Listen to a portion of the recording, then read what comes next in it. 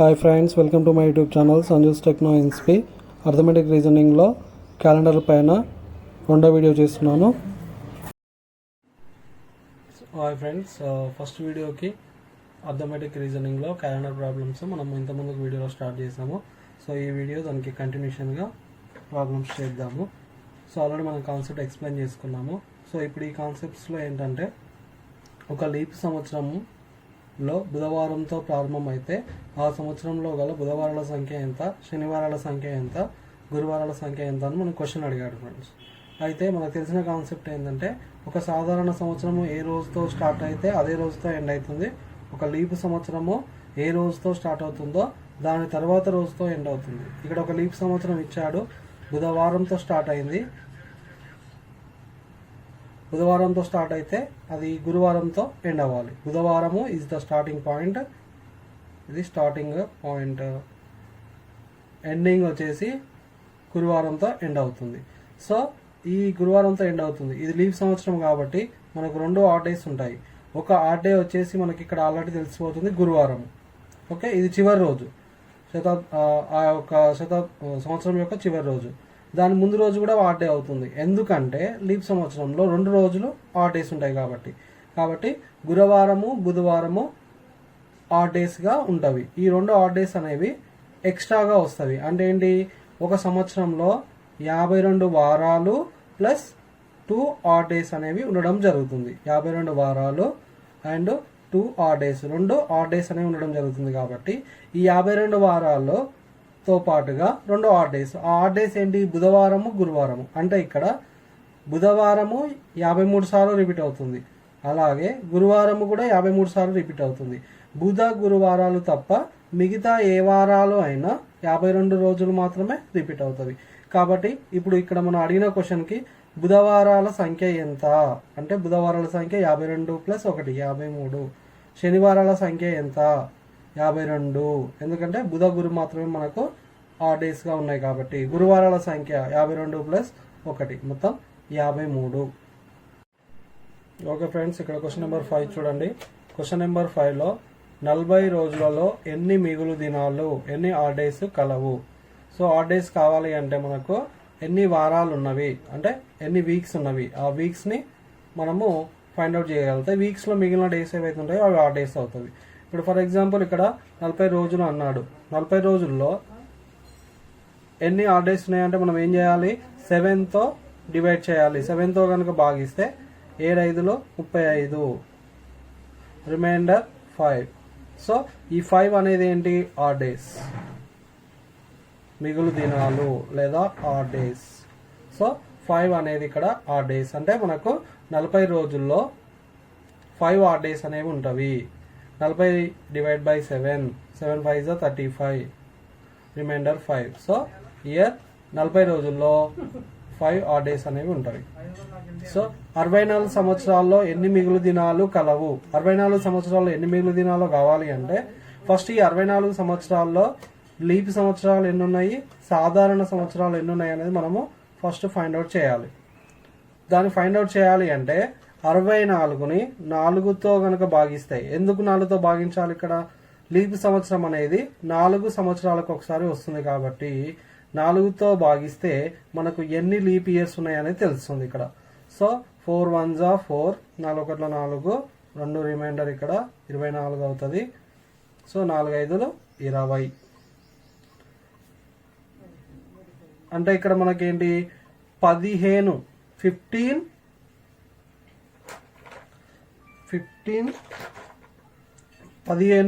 Leap సంవత్సరాలు అనేవి మనకు వస్తుంది. 15 లీప్ సంవత్సరాలు అంటే 64 సంవత్సరాల్లో 15 సంవత్సరాలు లీపు, అంటే మిగతావన్నీ కూడా సాధారణ సంవత్సరాలు అన్నట్టు. అంటే 64లో కనుక 15 కనుక పోతే, సో 64 - 15 we get here 9.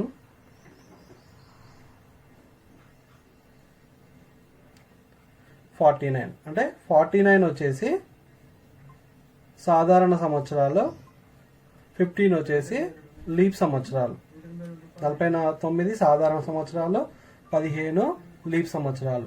మరి ఒక లీప్ సంవత్సరంలో మనకు 2 ఆడ్ డేస్ ఉంటాయి. మనకు 15 లీప్ సంవత్సరాలు కాబట్టి 15 2 30 ఆడ్ డేస్ లీప్ సంవత్సరాలకి. సాధారణ సంవత్సరాలు 49. ఒక్కొక్క సాధారణ సంవత్సరంలో ఒక ఆడ్ డే ఉంటుంది కాబట్టి 49 × 1 49. టోటల్గా వచ్చేసి మనకు 79 వస్తుంది. 79 ఇప్పుడు మనకు కావాల్సిన ఆడ్ డేస్ కాబట్టి ఈ 79 ఎన్ని వీక్స్ ఉన్నాయో చూసుకోవాలి. 79 డివైడ్ బై 7. 7 1s 7. 7 1s 7. 2 రిమైండర్గా ఉంటుంది.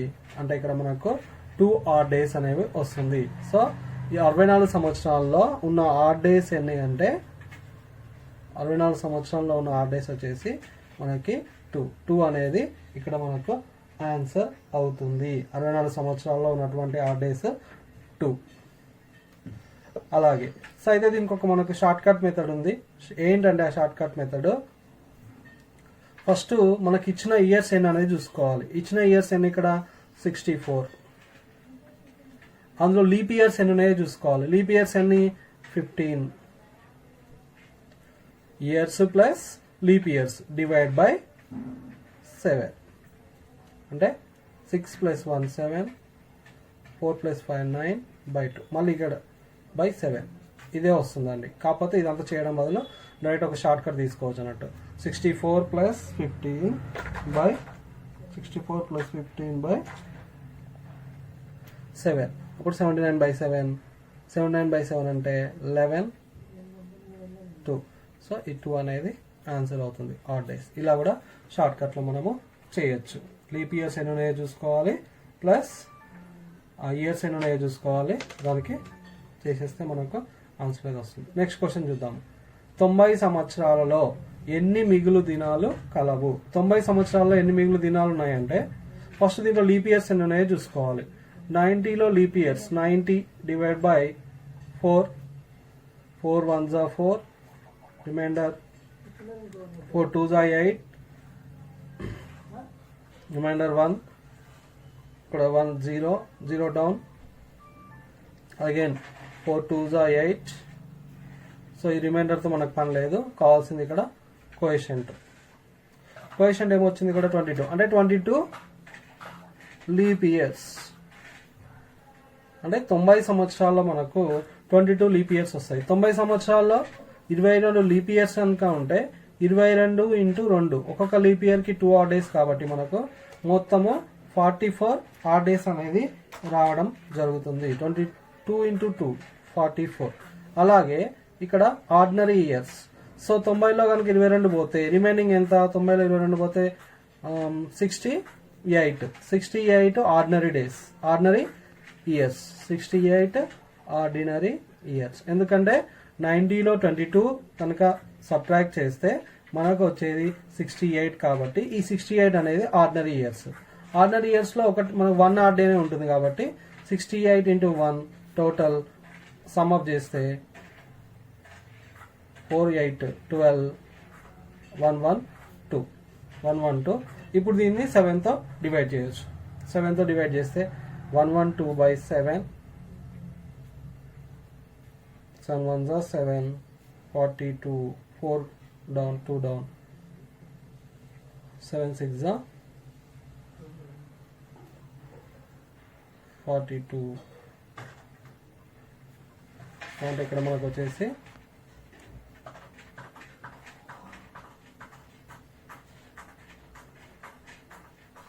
42 7 6 42. 0 ఆడ్ డేస్. 0 ఆడ్ డేస్ అంటే ఆడ్ డేస్ అనేవి ఏమి ఉండవు. షార్ట్ కట్ మెథడ్లో చేస్తే మనకేంటి ఇక్కడ short cut method? What is short cut method? Years 90 years, leap years 22 leap years, by 7 112 by 7. 7 1s 7, 7 6s 42, 0. Answer వచ్చేసి 0 ఆడ్ డేస్. ఇది మనకి ఆన్సర్. So 0 odd days.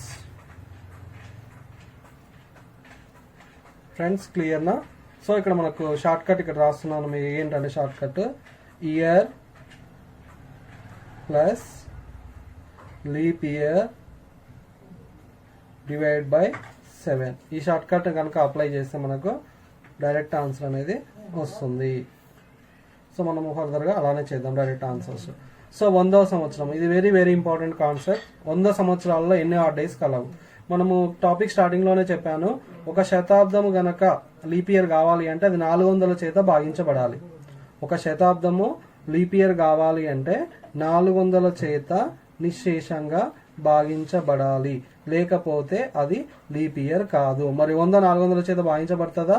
భాగించబడదు. కాబట్టి 100 అనేది లీప్ ఇయర్ కాదు, అది క్లియర్. ఇది క్లియర్ కాన్సెప్ట్. 100 లీప్ ఇయర్ కాదు, leap year కాదు, లీప్ ఇయర్ కాదు. అంటే ఇక్కడ ఏంటి, ఈ 100లో ఎన్నైతే లీప్ ఇయర్స్ ఉంటాయో అది ఫైండ్ అవుట్ చేసిన తర్వాత 100 లీప్ ఇయర్ కాదు కాబట్టి ఆ 100ని వచ్చిన లీప్ ఇయర్స్ నుంచి తీసేయాలి. అంటే ఒకటి తక్కువగా తీసుకోవాలి.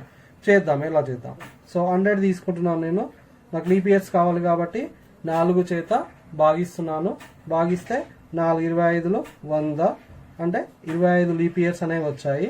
బట్ 25లో మనం ఒకటి సబ్ట్రాక్ట్ చేయాలి, ఎందుకంటే 100 అనే శతాబ్దము 400 చేత భాగించబడట్లేదు కాబట్టి ఇక్కడ మనకు 25 - 1 = 24, అంటే 24 లీప్ ఇయర్స్ ఉంటవి. Leap years. ఇప్పుడు ఈ ఫార్ములా అప్లై చేద్దాం. ఇయర్స్, ఎన్ని ఇయర్స్? 100, 100. 100లో లీప్ ఇయర్స్ ఎన్ని? 24. డివైడ్ బై ఎంత? 7. సో 124/7. సో ఇక్కడ మనకు భాగారం చేసినట్లయితే 7 1 జా 7, 5 ఉంటుంది 54, 7 7 జా 49. సో రిమైండర్ వచ్చేసి 5. అంటే ఇక్కడ ఏంటి మనకు ఆన్సర్ వచ్చేసి 5 hard days. Answer 5 hard days. Okay, so ఇది గుర్తుపెట్టుకోవాలి మనం. అంటే 100 సంవత్సరాల్లో 5 హార్డ్ డేస్ ఉంటాయి అనేది ఒకటి గుర్తుపెట్టుకుంటే నెక్స్ట్ 200 సంవత్సరాలు చూద్దాము. 200 సంవత్సరాలు. ఈ 200 సంవత్సరాన్ని మనం 100 సంవత్సరాలుగా డివైడ్ చేసుకోవచ్చు. ఓకేనా? మరి 100 సంవత్సరాలు ఉన్న హార్డ్ డేస్ ఎన్ని? 5. ఈ 100 సంవత్సరాలు ఉన్న హార్డ్ డేస్ ఎన్ని? 5. ఈ రెండు కలిపితే ఎంత? 10 హార్డ్ డేస్. 10 hard days. 10ని మనం ఏం చేయాలి ఇప్పుడు? మళ్ళీ 7తో భాగారం చేయాలి. 7 1 జా 7. రిమైండర్ ఎంత? 3. అంటే 200 సంవత్సరాల్లో మనకున్న హార్డ్ డేస్ ఎన్ని? 200 సంవత్సరాలు ఉన్న హార్డ్ డేస్ వచ్చేసి 3. ఇది ఆన్సర్ 3 హార్డ్ డేస్. అలాగే 300 సంవత్సరాలు. 300 సంవత్సరాలు ఎన్ని హండ్రెడ్స్ ఉంటాయి? 100, 100, 300 ఉంటాయి. సో ఈ 100కి హార్డ్ డేస్ ఎన్ని? 5. ఇక్కడ 100కి హార్డ్ డేస్ ఎన్ని? 5. ఇక్కడ 100కి హార్డ్ డేస్ ఎన్ని? 5. టోటల్ ఎంత? 5 + 5 + 5 టోటల్ 15 హార్డ్ డేస్ వచ్చినాయి. 15 హార్డ్ డేస్ అయితే మనకేంటి? 15 డివైడ్ బై 7 చేస్తే ఎంత వస్తుంది భాగాహారము? 7 2 జా 14, 1 రిమైండర్. అంటే ఇక్కడ ఎన్ని hard days? Answer is 1 hard day. అంటే ఇక్కడ ఏంటంటే జస్ట్ మనము 100కి ఒకటి కనుక మనం క్లియర్గా అర్థం చేసుకుంటే 200కి ఏంటి? 100కి 5 కాబట్టి 200కి 5 + 5, 300కి 5 + 5 + 5 + 5 అంటే 15. సో ఇక్కడ 10 వచ్చింది కాబట్టి 10/7 3 హార్డ్ డేస్. ఇక్కడ 15/7 1 హార్డ్ డే. ఇలా మనకు చేసుకోవచ్చు. Okay friends, now we see about 400 సంవత్సరాల్లో ఎన్ని హార్డ్ డేస్, ఎన్ని మిగిలిన దినాలు గలవో చూద్దాం. అంటే 400 సంవత్సరాలు అనేది 400 చేత నిశ్శేషంగా భాగించబడుతుంది. 400 చేత భాగింపబడుతుంది. 400 చేత భాగింపబడుతుంది అంటే ఏంటి? ఇక్కడ 400 చేత భాగింపబడుతుంది కాబట్టి ఈ 400 అనేది ఏంటి? లీప్ ఇయర్ అవుతుంది. 400 అనేది లీప్ ఇయర్ అవుతుంది, అది షూర్. అయితే మనము డైరెక్ట్ మెథడ్ ఫాలో అవుతున్నాం కాబట్టి ఇది గుర్తుపెట్టుకోకపోయినా ప్రాబ్లం లేదు. దీన్ని మనము పార్టీషన్గా చేసుకుంటున్నాము. 100 3 పార్ట్స్ ఇలా చేసుకున్నప్పుడు ఈ లీప్ ఇయర్ కాన్సెప్టా కావునా, లీప్ ఇయర్ శతాబ్దమా అవునా అనేది నో మ్యాటర్. లేదు 400 నువ్వు డైరెక్ట్ చేస్తున్నా అన్నప్పుడు 100 200 300 అవి లీప్ ఇయర్స్ కాదు కాబట్టి ఆ 3 అనేది సబ్ట్రాక్ట్ చేయాలి. సబ్ట్రాక్ట్ చేసిన తర్వాత 400 సంవత్సరంకి ఒకటి యాడ్ చేసుకోవాలి. సో ఫస్ట్ 100 సంవత్సరాలకి ఎన్ని ఉంటాయి హార్డ్ డేస్? 5. రెండవ 100 సంవత్సరాలకి 5 odd days, మూడవ సంవత్సరాలకి 300 సంవత్సరాలకి 5 odd days. ఎందుకు ఒకటి తగ్గుతుంది ఇక్కడ అంటే బికాస్ మాకు అక్కడ 25కి 24 వస్తాయి. ఎందుకు 100 లీప్ ఇయర్ కాదు, 200 లీప్ ఇయర్ కాదు, 300 లీప్ ఇయర్ కాదు, అక్కడ 24 వస్తాయి. బట్ ఇక్కడ 100 అనేది అంటే 400 సంవత్సరం అనేది లీప్ ఇయర్ కాబట్టి అక్కడ ఏమవుతుంది 125 అవుతుంది. అంటే 25 సంవత్సరాలు వస్తాయి కాబట్టి 100 + 25 25 అవుతుంది.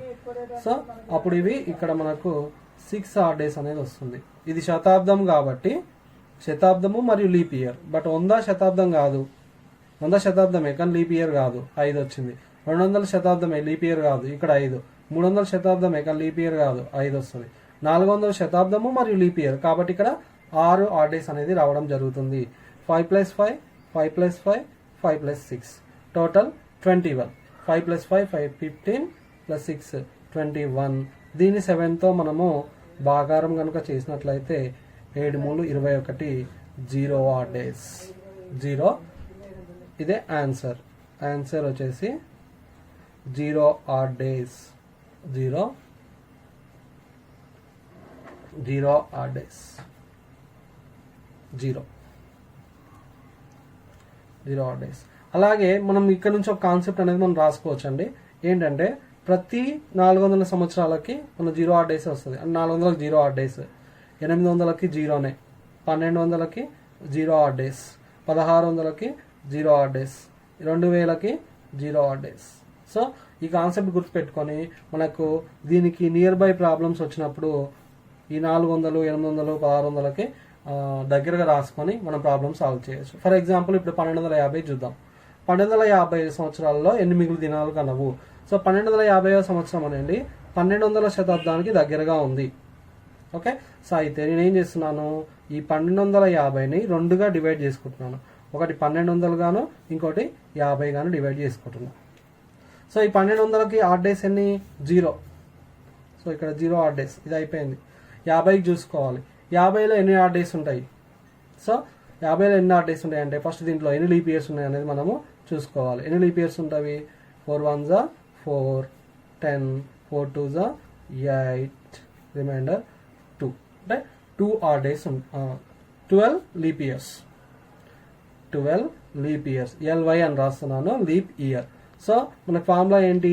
Year plus leap year divide by 7. ఆ ఫార్ములా అప్లై చేసుకుందాం. ఇక్కడ ఏంటి? Years 50 years, leap years 12 by 7, 62 by 7. So 7 8s 56, 6 remainder, 56 plus 6 62. So 6 reminder అంటే ఇక్కడ ఏంటి 6 odd days. 0 + 6 అంటే టోటల్ మనకు 6 odd days అనేది రావడం జరుగుతుంది. ఆన్సర్ వచ్చేసి 6. అలాగే 1700 సంవత్సరంలో చూసుకుందాం. 17వ సంవత్సరంలో నియర్ బై శతాబ్దం ఏది ఉందో చూసుకుంటాం. దగ్గరలో ఉన్న శతాబ్దం ఏంటి? 1600. 1600 ఓకే. 1600 పోతే 100 రాసుకున్నాము. గుడ్.